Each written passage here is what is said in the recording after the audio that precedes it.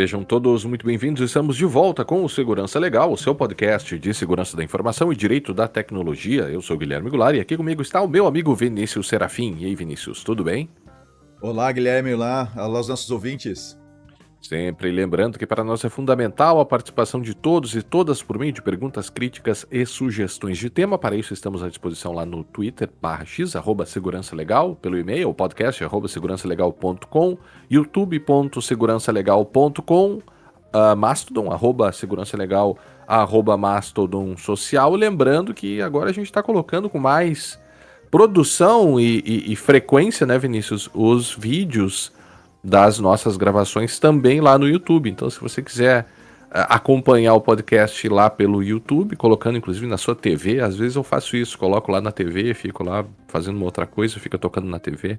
Quer dizer, não o Segurança Legal, outros podcasts, né? Aí você faria Segurança isso Legal com... também, ora bola, só faltava. É que eu já ouço na hora da edição, né? Mas em Ouvir de geral novo. não costumo ouvir de novo, né? Mas às vezes até escuto pra me lembrar de uma coisa, de um episódio mais antigo, mas não é tão comum A assim. gente já vinha um tempo assim de forma intermitente, né? Tentando trazer o conteúdo também pro YouTube, né? E nos últimos episódios assim, a gente tem se esforçado um pouco para manter a gravação do vídeo e publicar. Inclusive vocês vão perceber que teve mudança. Esse layout aqui desse episódio é diferente do anterior, que é diferente dos anteriores. A gente ainda tá ajustando, né? Das experiências, os ajustes que a gente tem feito. Mas, sim, a ideia é ficar um pouco mais próximo do nosso ouvinte aí do Segurança Legal, dando uma cara para dar mais informação, para ver as nossas reações faciais aí, gestuais com relação àquilo que a gente está comentando. Outros elementos também, as notícias também, acaba fazendo sim. sentido você colocar na tela, né? Trazer algum elemento gráfico, né? Enfim. Exatamente. E também, Vinícius, em função disso também, nós conclamamos os nossos ouvintes a participarem da campanha de financiamento coletivo, a colaborarem com a produção de conteúdo independente. Você pode fazer isso lá pelo PicPay, no picpay.me/segurança legal, e no apoia-se, apoia.se/segurança legal. Então, colabore com um projeto independente de produção de conhecimento. Isso é muito importante, né? Porque envolve tempo, envolve produção. Não somos só nós que trabalhamos aqui, a gente tem também outras pessoas, uma equipe, né? Colaborando, trabalhando, enfim. Então, considere, né? Fazer essa colaboração aí também para o podcast Segurança Legal. Certo, Vinícius? E se não puder ou não quiser, né, colaborar, né, com a campanha de financiamento, faça a divulgação, colabore divulgando o Segurança Legal, porque isso é bem importante pra gente. E assistindo e ouvindo os episódios, né? Porque ontem eu ouvi um episódio. Oi, fala. Eu ouvi um episódio ontem de um podcast sobre história, né? Sobre história na Europa, enfim. E aí o cara, né? O host disse: se você não puder colaborar, escute os outros episódios, porque isso também envolve, né? Ou seja, aumentar a relevância, inclusive no YouTube também, né? Se quiser no assistir YouTube, lá pelo YouTube. principalmente se for assistir até o final. Só clicar e sair fora é ruim. E aí, clique aqui, como é que o pessoal faz, né? Clique aqui, no sininho, e coloque no sininho. A gente já falou sobre isso. Tá. Vinícius, então, nesta semana, né? No dia 5 de setembro, saiu uma notícia lá no Tecmundo, mencionando, indicando, né? E a gente vai comentar um pouco também sobre os aspectos né, desse tipo de divulgação e sobre a própria questão das evidências de se isso realmente aconteceu, né? Acho que em todo o incidente de segurança a gente tem que ter muito cuidado ao abordá-lo e também ao concluir já de antemão a sua própria existência, porque nós sabemos que é uma área que às vezes requenta vazamentos antigos, né? Às vezes tenta... e são muitos os interesses, né, envolvidos na publicação de um incidente, que podem ser desde interesses muito éticos, né, e de boa fé, no sentido de melhorar o mundo da segurança, como interesses que podem querer desestabilizar empresas, né? Não é o caso aqui, creio eu, mas podem envolver até mesmo questões, né, de diminuir o valor de empresa, para questões de bolsa de valores e tudo mais. Então, você tem muitos interesses envolvidos, né? E até que saia uma investigação e uma manifestação oficial da Unimed, aqui nós vamos tratar como um suposto incidente. Eu acho que é Uma possibilidade, né? ou uma possibilidade diante do que se deu, né? Acho que é uma maneira mais segura de tratar a questão, né? Então, já podemos dizer que, mesmo apesar de ter sido reportado pelo Tecmundo, não há evidências além das evidências que foram trazidas na própria reportagem, que incluem um print de um JSON, né, Vinícius, de algumas informações. Em formato JSON. Então, elas estão aí no site. Na tela, na né? tela, para quem está nos acompanhando. Você vai ver também ali que há né, foram marcadas, né, os dados pessoais que constam ali, mas é possível ver que há uma série de informações, inclusive resultados de exames, dados cadastrais, senhas de acesso a exames aos também, exames, o que chamou atenção por ser senha em texto claro ali, né? Ou seja, não é assim que você armazena as senhas, né? Ah, mas é só a senha do exame. Não, não importa, porque é a senha de um exame, e aí muitas empresas de saúde têm essa prática de ou gerarem senhas sempre iguais, como, sei lá, o CPF da pessoa, Os parte do primeiros 4 CPF, dígitos do CPF, data de nascimento, né? data de E nascimento. aí acaba sendo uma prática não muito recomendada, a gente não sabe ali, né? Porque tá arriscado, né? A questão das senhas, né? Também vimos aqui, e aí esse veículo de imprensa costuma, né? E eu acho que é uma coisa que nós aqui, em geral, criticamos, acreditamos que é uma questão de estilo, mas acho que é uma questão também de como a imprensa se posiciona ao dar voz para pessoas que, nesse caso aqui, né, como eles chamaram de um pesquisador de segurança, deram o nome dele, só que esse pesquisador de segurança, ao ter acesso a esses dados, ao explorar uma vulnerabilidade e ao recuperar, né, ou seja, extrair os fazer dados, uma né? extração de dados, potencialmente, né, ele pode ter cometido o crime do artigo 154A lá do Código Penal, que é a invasão de dispositivo informático. Então há essa possibilidade, a depender das circunstâncias, né? Mais uma vez, a gente não sabe exatamente como isso se deu. E aí, esse veículo de imprensa, ele tende a dar uma voz, inclusive dar um nome, né, o apelido desse pesquisador, né, que obviamente não deu o seu próprio nome, esse apelido tá lá. E é uma questão que eu acho que a imprensa deve refletir, né? Porque quando a gente vê, por exemplo, a imprensa lidando com outros tipos de crimes, né? Facções criminosas, né? Traficantes, né? Há uma questão ética ali que bem estabelecida entre os órgãos de imprensa de não dar o nome das facções, de não dar o nome, né, de criminosos, porque você estaria aí indiretamente atraindo atenção, né, para essas pessoas que, em alguns casos, também não sabemos se é essa a situação, né, mas que em alguns casos esse tipo de criminoso, né, o criminoso cibernético, ele busca esse reconhecimento. Então, a nomeá-lo publicamente pode ser também uma premiação, repetindo, não sei se esse é o caso, né, mas é algo que a imprensa precisa considerar, né, Vinícius? Sem dúvida. A gente já viu isso várias vezes, né? Tem casos aí, tem um caso de 2014 que a gente já comentou, né? Tem alguns casos passados que aconteceu justamente isso e se deu muita atenção ao que foi dito pela pessoa que fez a invasão, né? A gente teve um caso de um banco que foi invadido há muitos anos atrás, isso já faz algum tempo, em que ele invade, faz algo muito parecido com o que está sendo publicado aqui dessa vez, né, com relação à Unimed, mas ele invadiu, aí o banco respondeu, e aí ele retrucou em cima, e aí a empresa publicou, e chegando ao ponto assim da última palavra ser da pessoa que invadiu, né, do invasor. Né, naquele caso em que ele diz, se eu voltar lá e tiver tudo desse mesmo jeito, eu vou derrubar tudo. Não vai sobrar um servidor em pé. Eu lembro muito bem desse caso. E se deu esse tipo de coisa, até para o cara fazer uma ameaça, né, ao banco na época. Então, aquele lá claramente foi errado. E aqui o problema é, de novo, tu ficar dando visibilidade para alguém que faz uma invasão desse tipo e tenta, de repente, ganhar de alguma maneira. Se está identificado, bom, aí tem várias maneiras da gente fazer, né, de se fazer reconhecido pelo que aconteceu. Tá? E aí se atrelar a algum tipo de competência técnica para a pessoa que fez isso, que foi mais ou menos a linha do que a gente comentou lá do hacker de Araraquara, lá, que a gente comentou nos episódios passados. Né? Então, usar esse tipo de coisa para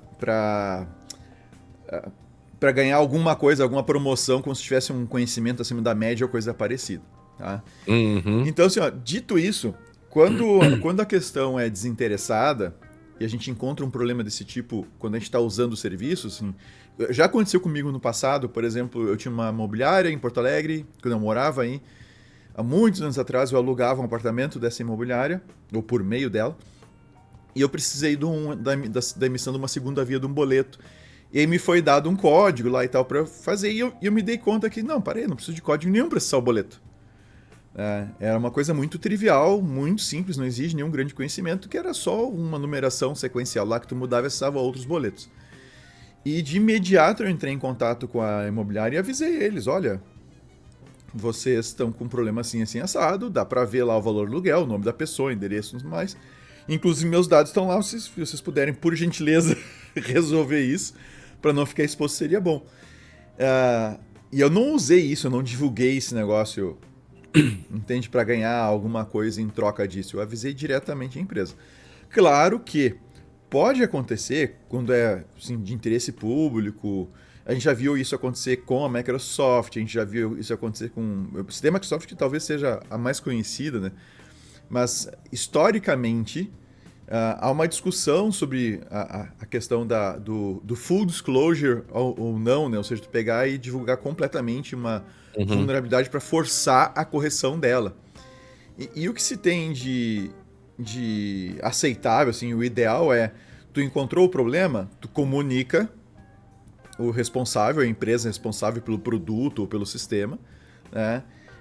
E espera que ele corrija. E tu usa a publicização num caso assim extremo em que a empresa se nega a corrigir o problema. Em que Isso, e acho que também há uma discussão ética a ser feita sobre se publiciza ou não. Tu poderia ainda procurar, nesse caso aqui, por exemplo, hipoteticamente falando, que a gente não sabe mais do que está na matéria, se a pessoa que encontrou o problema comunicou a Unimed, por exemplo, né? Comunicou lá o responsável pelo software, e já se passaram 2, 3 meses e não se fez nada, ele poderia procurar, por exemplo, a própria NPD. Claro. Dizer, olha, a empresa tal lá em tal lugar está com um problema assim, assim, já comuniquei eles e continua tudo escancarado. A ANS, talvez. A ANS, quem sabe, mas enfim. Então acho que tem várias discussões aí, né, que estão envolvidas nessa questão do como divulgar isso, de como trabalhar essa questão de vulnerabilidades. Mas o fato é que quem tem um mínimo de conhecimento, tá, não precisa ser gênio na história para usar a expressão que eu usei nos outros episódios, quem tem um conhecimento mínimo assim de segurança, né? De segurança, sistemas e tal, volta e meia, como sendo usuário de vários serviços que a gente vê por aí, vai encontrar esse tipo de situação. Né? Então, um exame que tu acessa só sabendo a data de nascimento, ou imagens de um exame que tu vê que não tem autenticação no acesso à imagem em si. Então, tem várias coisas que a gente se dá conta só de olhar, só de acessar o site, sem ter que fazer nada mais. Agora, nota que tu olha, identifica, opa, tem um problema aqui, tu pode parar por aí. No caso aqui, o, entre aspas, pesquisador de segurança fez uma extração de dados, ou seja, efetivou um ataque. Tu pode identificar a vulnerabilidade sem necessariamente ter que explorar ela de forma ampla. Então, eu vou acessar os meus dados. Eu vejo que basta botar lá um CPF e um identificador, por exemplo. Tá? E só de olhar essa forma de autenticação, eu posso dizer, cara, isso aqui é frágil. Isso aqui é frágil. Eu não preciso ir adiante e extrair os dados, a não ser que eu queira fazer algo como que foi feito, né? Expor a empresa na internet. Então, né? E outra coisa, né? A reportagem não diz se esse pesquisador comunicou Ou não, a Unimed ou ou não. não a Unimed antes de repassar essas informações Exato. para o órgão de imprensa. Eu penso, né? Se eu fosse esse jornalista, eu perguntaria isso, né? Você Perguntar, comunicou? perguntado, o pesquisador, quando perguntado se comunicou anteriormente à Unimed, não se manifestou, ou disse que não, Aham. ou disse que sim, porque é uma informação relevante para você saber, ou pelo menos tentar concluir quais são as intenções dessa pessoa. Porque não, eu não, veja, a gente já tratou, inclusive, não sei se você vai falar sobre isso depois, lá do episódio 50, que é o Uhum. Reagindo a Comunicações de Vulnerabilidades, né? Mas assim, você tem que ver qual é a intenção da pessoa em fazer isso, né? Trata-se de você querer realmente resolver o problema, então o aviso à empresa parece ser né, a jogada mais lógica aqui, né? Agora, a gente sabe, como tu disse, né, Vinícius, que as empresas, e comentamos isso nesse episódio, reagem de formas muito diferentes e é Uhum. bastante comum. Mas olha, é bastante comum. Eu diria até que é mais comum, pelo menos na nossa experiência, né? De empresas não quererem reconhecer o problema, dizerem que Aham. aquilo. Principalmente dizerem que aquilo não é uma vulnerabilidade, né? Ou seja, É, ou, desmerecer. ou dizer que aquilo ali foi explorado por uma situação que nunca aconteceria numa situação real. Aham, só Né? para uma pessoa que soubesse. Então, É, é. você tem, né, essa tendência. Por isso que alguns pesquisadores se sentem à vontade de divulgar na imprensa, né? Uhum. Aqui ele disse que a reportagem diz que houve a extração de 500 nomes de um total de 1.000, né? E aí ele ainda encaminhou esses dados, né, para o órgão de imprensa, né? A Unimed, o Tecmundo ainda entrou em contato com a Unimed e obteve aqui o seguinte posicionamento. A Unimed de Porto Alegre também conta com um plano de resposta a incidentes e remediação, perdão, além de possuir um time específico de resposta a incidentes de segurança da informação e uma vasta estrutura de tecnologia e segurança da informação apta, acho que seria a vasta, né, apta a incorporar as medidas de proteção, detecção e correção necessárias. Nesse sentido, tão logo teve ciência da imputação de supostas fragilidades nos seus sistemas, a Unimed Porto Alegre instaurou o competente procedimento investigatório para viabilizar a coleta de todas as informações necessárias acerca do evento e adotar as medidas apropriadas para fins de detectar a origem da suposta vulnerabilidade e, caso necessário, conter e controlar eventuais sistemas afetados. Tudo isso, Vinícius, em uma única frase. Pois é. É... Não tinha vírgula ali uma- pra ti, não, pra ti respirar? Não, não, tinha algumas Tinha, vírgulas então tá aqui, bom, né? tu podia ter respirado aí no meio.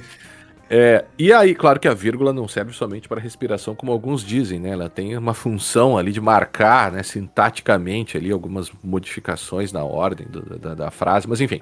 Então, o que chamou atenção aqui também foi que nos sites, e fizemos hoje no dia 8 de setembro, né?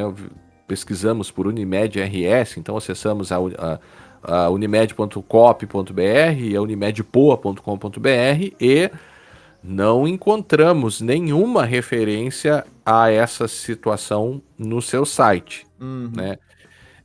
Deveriam comunicar? Creio que sim, né? Me Poderiam. parece nesse caso, eu acho que é grave o suficiente pra ter que comunicar a NPD, né? E Eles aí, disseram, né? Eles disseram que os fatos seguirão sendo apurados e apurados, qualquer aham, incidente relevante envolvendo dados pessoais será comunicado ao NPD. Bom, isso perfeito. foi no dia 5, né? Uhum. Tudo indica, né? Tudo indica que realmente houve isso, mas tratamos como suposto, mas as informações são realmente, né, aparentemente retiradas de lá. E há, inclusive, com informações ali que dão conta, né? Nomes do posto onde o exame, da Unimed, onde o Uhum. exame foi realizado, né?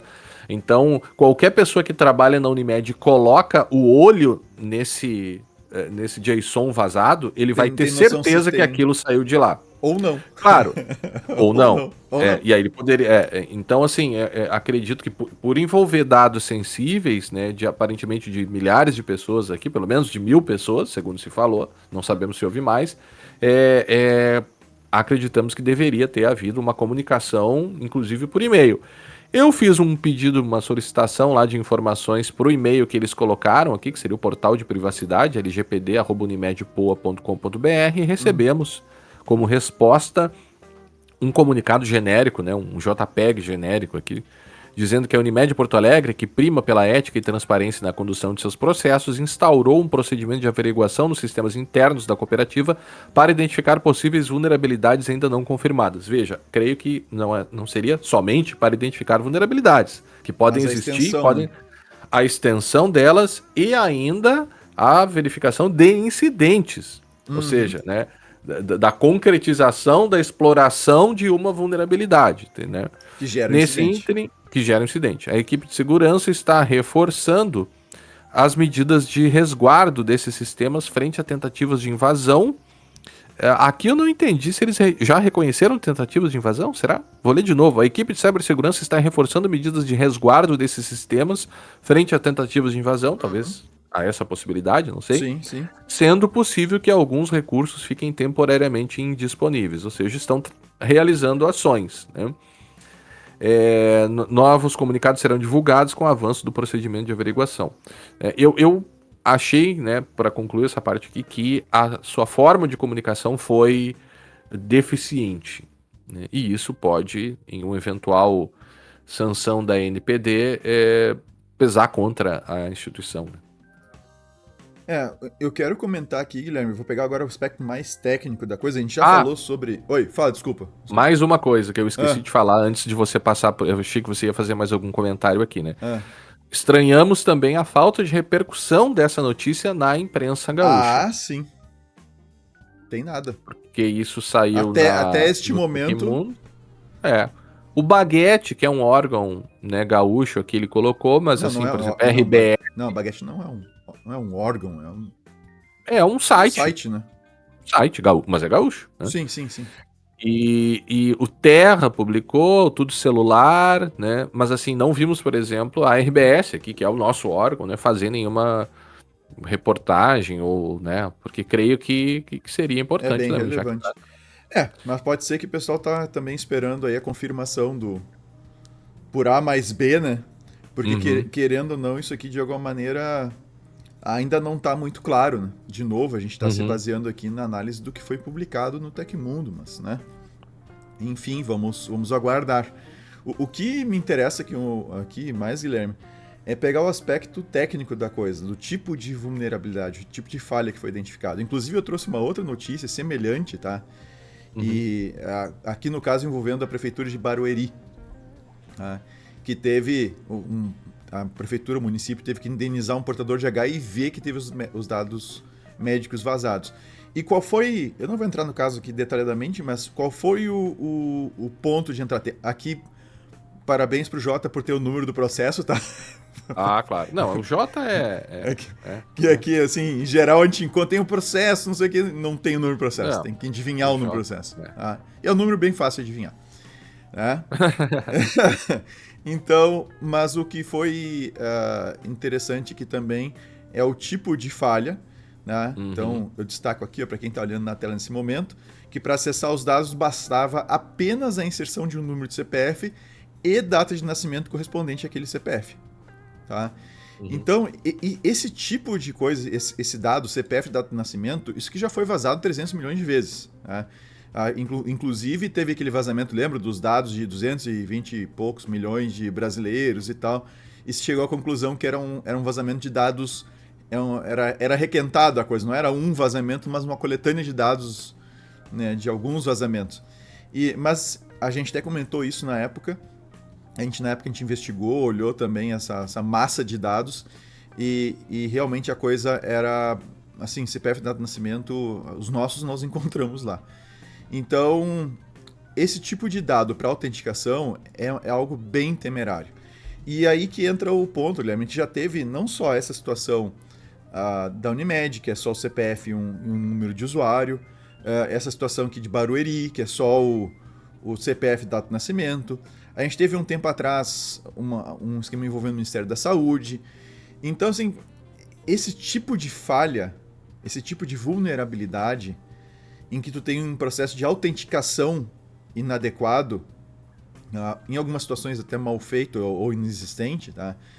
É extremamente importante a gente considerar, porque não à toa ele é o top 1 É o primeiro tipo de falha mais comum lá dentro da classificação que a OWASP faz. A OWASP, O-W-A-S-P, vai estar no show notes para quem quiser olhar. Eles mantêm, entre vários documentos extremamente úteis com relação à segurança de aplicações e aplicativos, eles mantêm um top 10, um ranking lá, de categorias de vulnerabilidades que mais atingem os softwares. Tá?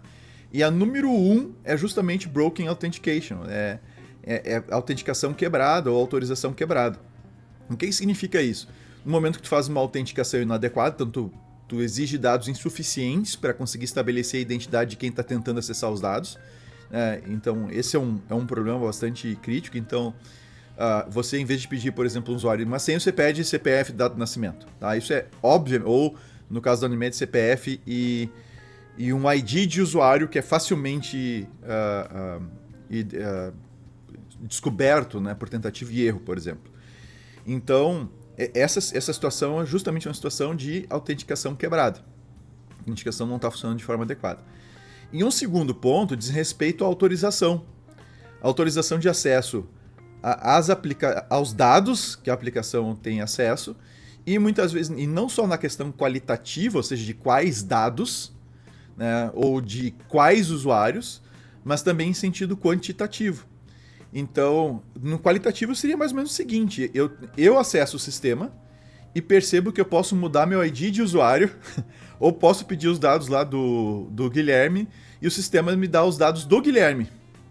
Dados esses que eu não deveria ter nenhum tipo de acesso, né, que são privativos do Guilherme. Então, esse é um primeiro tipo de situação. E as situações em que eu posso ter acesso aos dados, mas o volume tem que ser controlado. E aí a gente teve os casos do Pix. Lembra das chaves Pix, do Banco Banese e tudo mais? Que foram cerca de 300 mil, né? Se eu não estou enganado, foram 300 mil... Não me lembro. Foram cerca de 300 mil chaves, se eu não estou enganado, chaves Pix vazadas na época. Inclusive teve um comunicado do Banco Central, acho que teve um comunicado do Banese também na época e tal. Não é que você não pudesse acessar aqueles dados. Você poderia, porque você precisa processar a chave Pix para fazer transferência para alguém. O que você não pode fazer é acessar as chaves de 300 mil pessoas. Isso não pode. Né? Ou seja, um controle de frequência. E então está relacionado à autorização. E esse tipo de problema, Guilherme, ele num teste de invasão é uma das primeiras coisas que são testadas. Assim, eu diria nas primeiras horas, se não no primeiro dia de teste de invasão, é uma das primeiras coisas que é testada. Quando é que não se encontra esse tipo de coisa? Tá? Muitas vezes não se encontra quando os testes se resumem a rodar uma ferramenta contra a aplicação. Enquanto você não faz isso de forma customizada, manual, tu roda uma ferramenta e a ferramenta, por alguma razão qualquer, não foi capaz de identificar aquela situação como sendo uma situação de risco, né? Como sendo uma vulnerabilidade, pelo menos em potencial.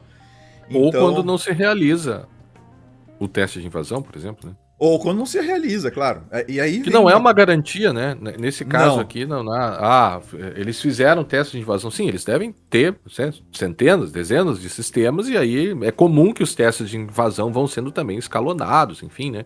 Mas você comentava uma coisa antes, Vinícius, eu tô te cortando aqui porque eu achei relevante nesse contexto. Porque as empresas às vezes acham que as coisas não vão acontecer com elas. Você estava comentando isso antes, né? Para tomar decisões de, por exemplo, não realizar certos testes, né? Sim. É aquela coisa que ninguém vai encontrar meu sistema, ninguém vai testar isso aqui, ninguém vai se dar conta de que existe esse problema. E isso é um comportamento bastante comum, né, que a gente vê, né, Guilherme? E tu não fazer um teste, tu não fazer uma verificação, porque o que acontece? Até esses dias a gente conversava com a equipe de um cliente nosso, a gente estava tendo essa discussão que era com relação a forma de cada equipe ver as coisas, né?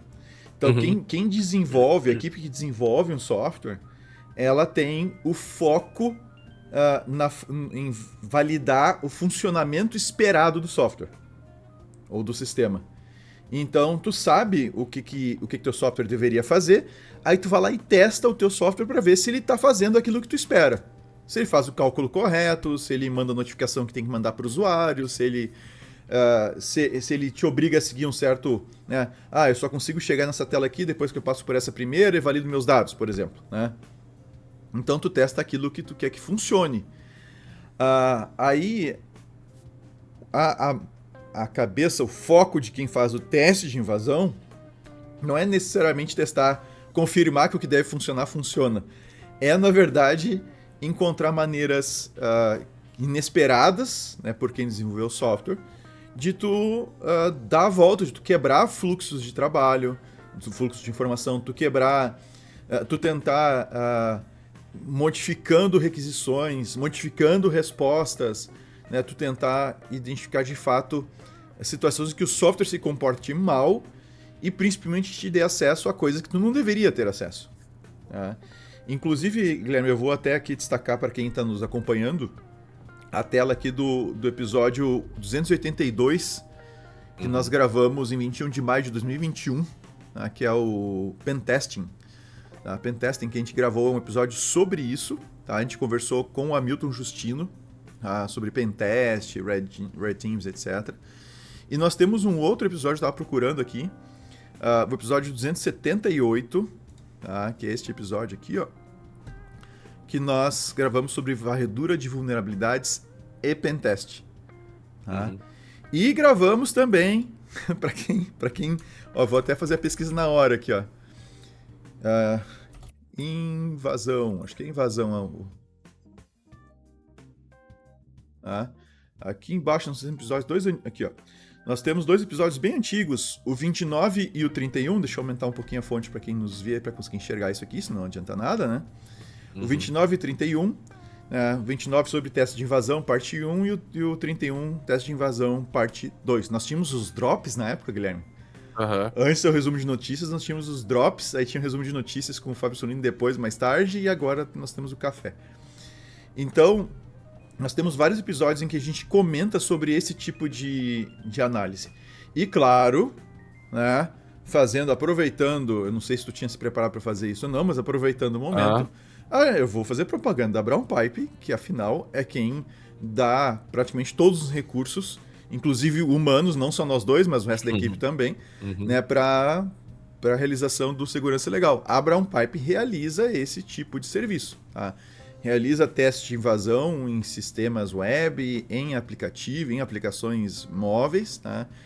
E os nossos testes não são puramente automatizados. Então, a gente sabe o que está falando quando a gente diz assim que a gente roda automatizado, pega algumas coisas, né? Aquelas coisas mais fáceis ele pega, mas quando a gente vai para o manual, a gente encontra coisas que o teste eventualmente um automatizado eventualmente não pega, não se dá, entre aspas, não se dá conta. Bom, feito o jabá aqui da Brown Pipe, esse tipo de situação não adianta simplesmente esperar que nada vai acontecer, porque eventualmente acontece, desde um criminoso, ou seja, alguém que vive do crime, né, para pegar essas informações e utilizar essas informações para outros ataques. Não me parece ser o caso aqui, tá?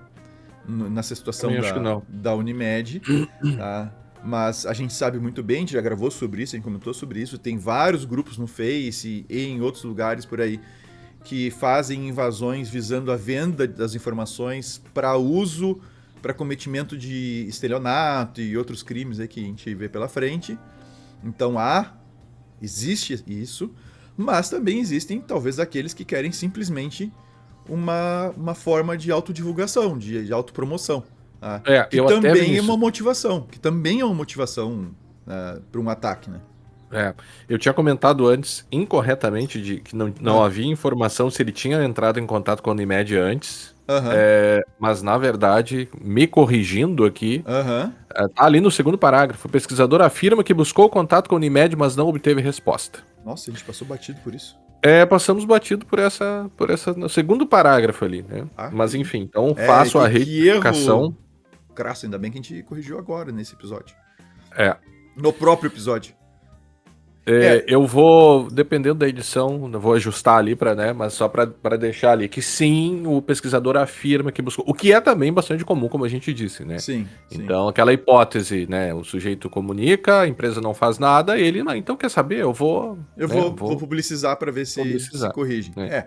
E aí, Guilherme, a gente tem aquele o episódio 50 que tu falou, né? Do reagindo à comunicação de Uhum. vulnerabilidade, né? Nós chegamos a fazer um teste, a gente avisou na época, acho que duas empresas que nós conhecemos dois problemas e comunicamos elas. Uma reagiu prontamente, até porque era assim. Acho que deveria ser do interesse de todos, mas enfim.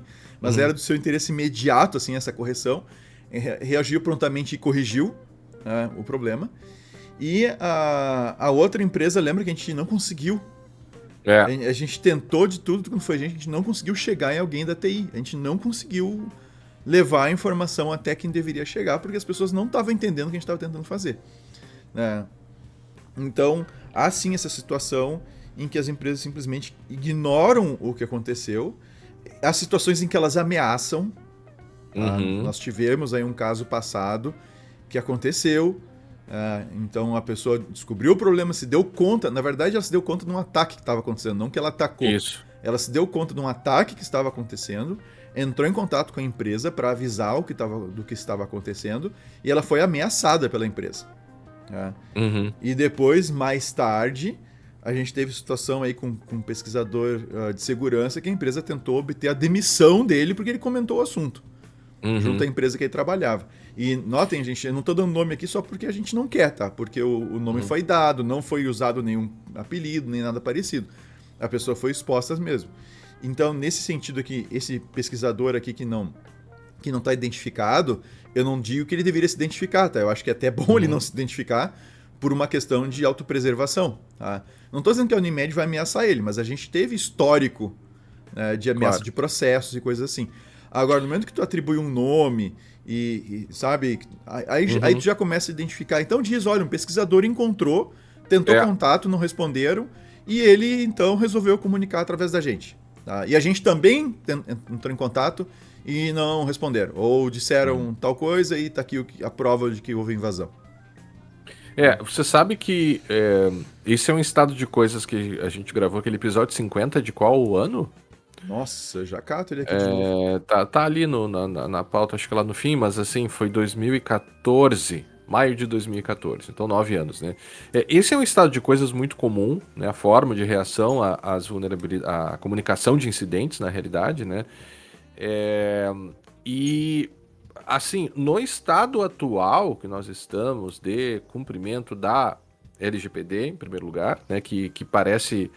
Parece não, mas com certeza trouxe um novo cenário de segurança da informação para o Brasil, ou seja, a segurança da informação e proteção de dados andam aí de mãos dadas diante desse novo cenário jurídico. A LGPD é muito clara em colocar medidas e boas práticas de segurança da informação e de governança também.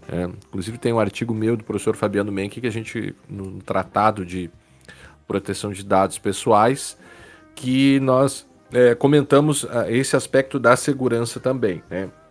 O primeiro ponto é que as medidas de segurança elas devem ser compatíveis, né? Elas devem ser adequadas com o escopo, né? Diz lá o artigo 50, estabelecer regras de boas práticas, o controlador e o operador levarão em consideração em relação ao tratamento e aos dados, a natureza, o escopo, a finalidade, a probabilidade e a gravidade dos riscos e dos benefícios decorrentes do tratamento de dados. Então esse é o primeiro ponto.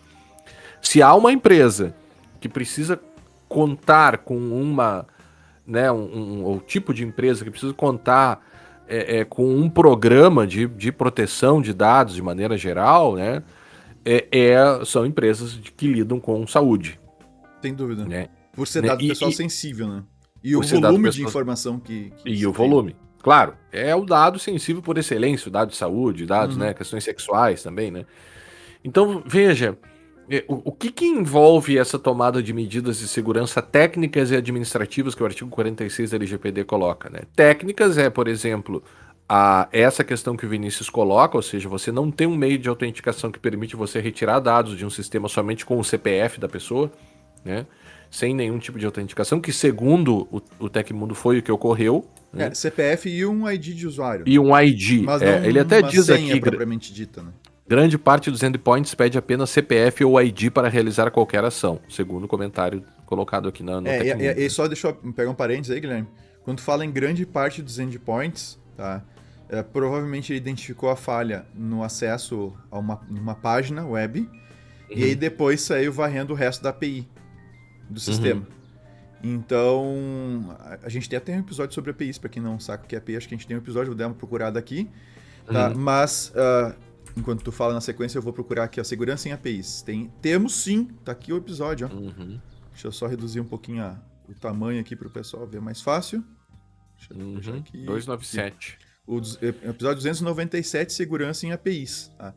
Em que a gente fala sobre isso. Então, significa que ele, de alguma maneira, continuou avançando no ataque. Não ficou só no ponto que ele encontrou, mas foi atrás de outras APIs da Unimed. Mas eu dizia, então, né, essa questão, você tem essas medidas técnicas, ou seja, quando você lida com a realidade técnica, mas você também tem medidas administrativas. E entre essas medidas, veja, a lei decidiu adotar, né, essas técnicas administrativas para talvez dividir, sei lá, aquela própria ideia de cibersegurança e segurança da informação, mas aqui a gente está falando de medidas administrativas no sentido de você tomar medidas que vão envolver desde treinamento, políticas, né? Mas aqui, e se isso realmente aconteceu, se o pesquisador, né, tá, né, se é verdade que ele disse que tentou em contato com a Unimed, mas não obteve resposta, nós estamos diante de uma situação que, se há um plano de resposta a incidentes, ele não funcionou. Ou se há, talvez, perdeu-se a oportunidade, talvez essa seja uma oportunidade de aprimoramento disso, e isso conta lá para a NPD, né, correção e tal, é de você ter, sim, uma forma séria de reagir a comunicações de incidentes feitas pelo mundo externo. Porque um plano de resposta a incidentes, né, acho que o primeiro ponto do plano de resposta a incidente é você estar apto a reconhecer que houve um incidente. Então, como é que você sabe que houve um incidente? Você, por exemplo, pode ter as suas medidas técnicas internas que vão lhe apontar quando houve um incidente, ou seja, tecnicamente você vai ter um sistema que vai acender um alerta, que vai lhe enviar um log, que vai, né, disparar um trigger lá para lhe dizer que está havendo uma extração de dados, por exemplo, que é algo que se faz, né, um DLPs e coisas do gênero. Ou alguém internamente comunica, ou você não pode ignorar que o mundo externo, na atualidade, o mundo externo irá lhe submeter comunicações de vulnerabilidade. E você precisa estar apto a respondê-las, a registrá-las e a realizar todas as medidas de investigação para dar cabo dessa comunicação. Porque se você não faz isso, você fica sujeito a esse tipo de problema aqui. Há pessoas que vão lhe comunicar que você não vai responder porque você não tem um plano de resposta a incidentes para capturar as comunicações feitas pelo mundo externo, e você se sujeita a um tipo de, quase como uma vingança ali, é a comunicação pela vingança, né? Ou uma comunicação de vingança. Então esse é o primeiro ponto. Já que tu não tomou medida nenhuma, tá aqui. Vou divulgar. Claro, as coisas são muito complexas, né? A cultura de segurança no Brasil é complicada, a gente sabe, depende da área. Aqui você trata de uma cooperativa, né? Você tem problemas Guilherme, em cooperativas também nesse sentido. Na real, eu não diria que é relativo à cultura do país ou de um determinado setor de serviços ou da indústria. Eu acho que eu lembro, eu estava até procurando em que episódio a gente poderia ter comentado isso, eu não lembro realmente, mas isso faz muito tempo. Que a gente chegou a comentar que o normal é o silêncio. Né? Talvez seja o reagindo a comunicações de vulnerabilidade, talvez seja esse. Mas o normal é o silêncio, porque quanto menos tu falar, isso menos vai ganhar atração na mídia, menos vai ser exposto e tal. Isso num cenário desregulamentado, isso num cenário em que a gente não tem nenhuma lei, nenhuma regulação, que não tenha nada, é o natural. Então, para tirar as instituições dessa inércia, né, o único jeito é tornar mais caro não falar nada, não reagir, né, do que reagir, do que falar, do que ser transparente e tal. Mas essa É o que a transparência... LGPD faz, né? Essa transparência é o que o LGPD faz, é o que o Banco Central faz dentro da sua área de atuação. Então a gente tem alguns controles, algumas coisas que forçam as empresas, né, a, assim, olha, vai sair mais caro eu ficar quieto do que eu ser aberto sobre o que aconteceu, dar informações claras, precisas e tal sobre o que aconteceu, e realmente atuar sobre o problema. Quem normalmente se dá mal no meio dessa história,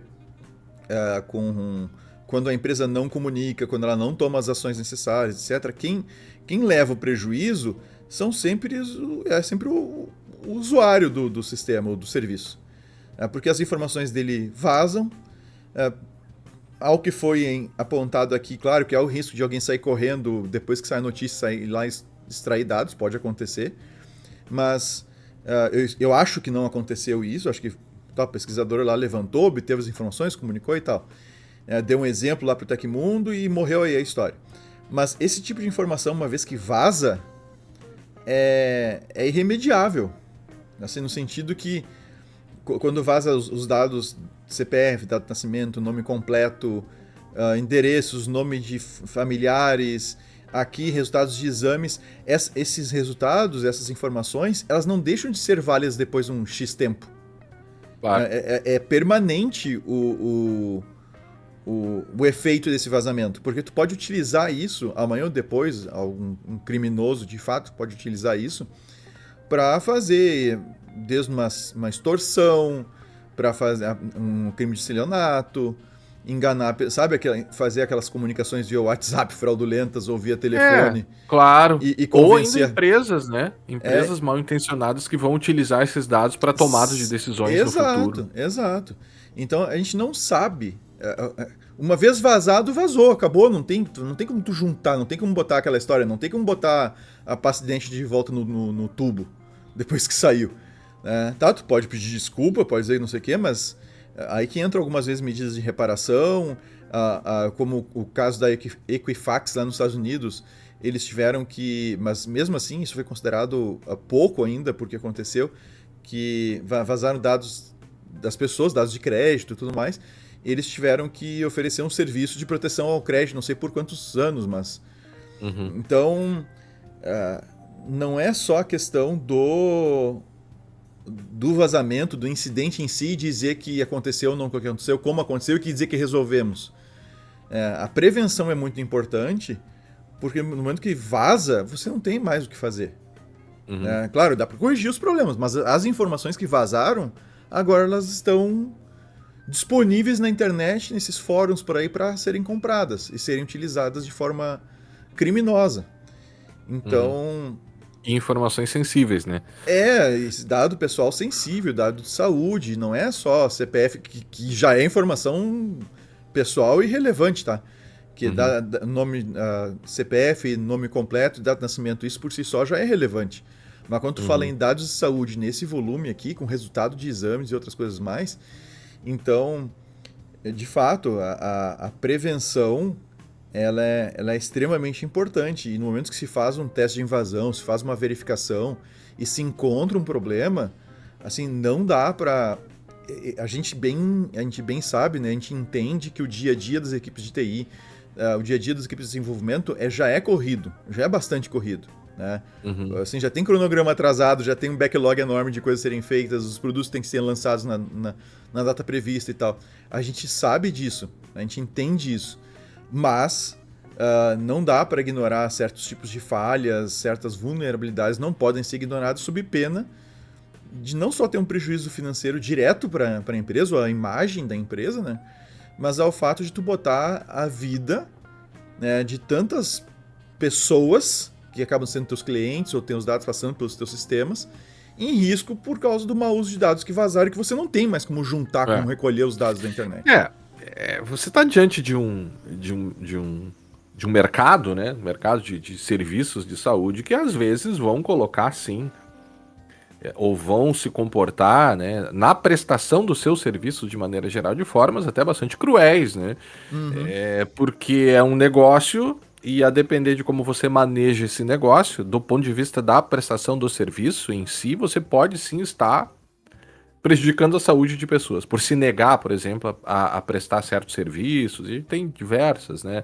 Ações judiciais, inclusive, e tudo mais. Então, não se pode, por isso, né, haver um recrudescimento no sentido de desrespeitar a lei, porque o ponto é esse, né? Como eu dizia antes, a questão de você ter medidas técnicas proporcionais ao risco vão fazer com que esse tipo de vulnerabilidade que se mostrou aqui, levando em consideração de que realmente houve incidente, mais uma vez, né, dando o benefício da dúvida aqui, nós precisamos levar em consideração que se trata, sim, de uma violação a uma regra, ou seja, ao que se esperaria para esse tipo de mercado. Né? Você não pode se dar o luxo de cometer esse tipo de equívoco neste tipo de prestação de serviço, de dados sensíveis. Isso vai fazer, caso essa questão avance na ANPD, né? Eu, inclusive, até acessei o site da ANS aqui para ver se havia alguma menção, não há, então, né, claro, isso aconteceu no dia 5, hoje é o dia 8, né? Então também é necessário mais tempo do que isso para que a empresa se manifeste, inclusive se ela quiser, né? Em havendo a manifestação, a gente vai trazer, ó, evidentemente, aqui no podcast, mas se eles quiserem, alguém de lá quiser comentar, fique à vontade, a gente ficaria feliz em abrir os microfones aqui para você dar a sua, né, enfim, explicação, justificação, ou falar o que quiser aqui sobre o tema, né?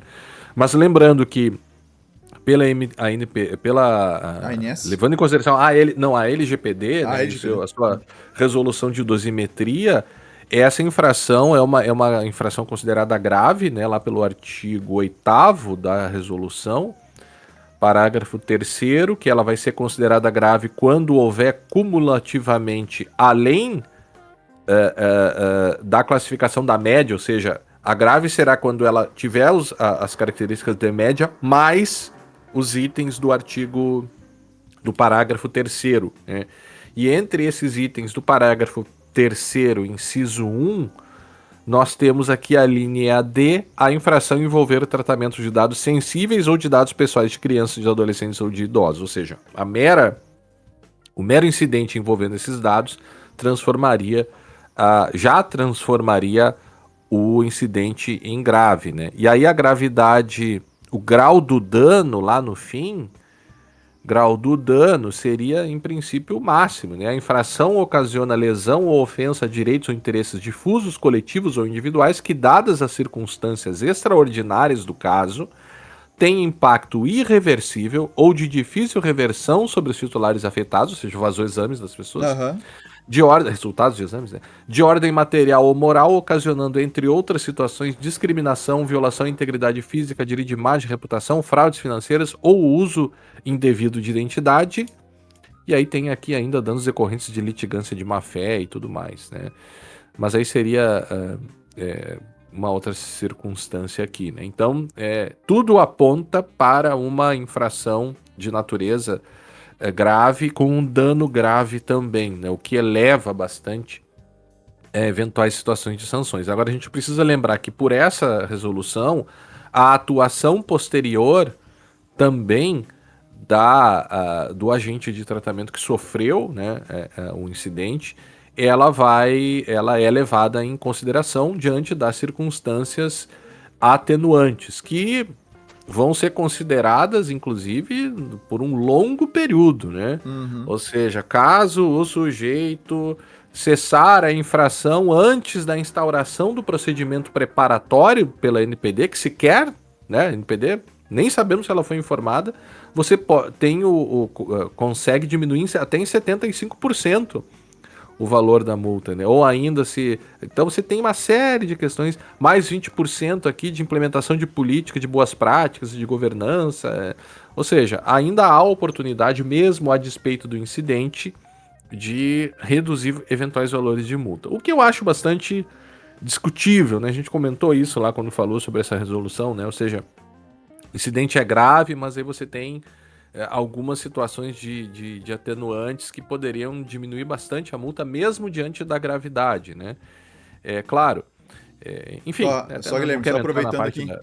eu tô colocando aqui pra quem tá nos acompanhando no YouTube aqui a imagem do episódio, tu usou até um ábaco na capa do episódio 336, que é as sanções da LGPD.